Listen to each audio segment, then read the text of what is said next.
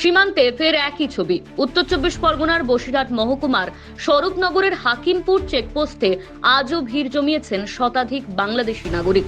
কেউ শিশু, কেউ মহিলা, কেউ বা পুরুষ, সকলেই অপেক্ষায় দেশে ফেরার। বিএসএফ সূত্রে খবর, গত কয়েকদিন ধরে চলছে পরিচয় ও নথিপত্র যাচাইয়ের কাজ।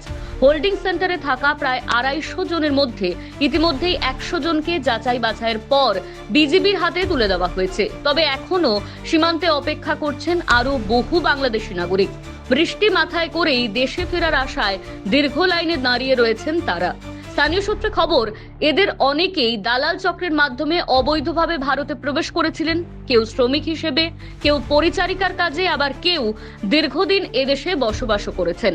সীমান্তে ফেরত পাঠানোর এই প্রক্রিয়া আগামী কয়েকদিন আরও চলতে পারে বলে খবর। তাই হাকিমপুর চেকপোস্টে ভিড় আপাতত কমার ইঙ্গিত নেই। স্বরূপনগর থেকে প্রতীতি ঘোষের রিপোর্ট, দ্য ওয়াল।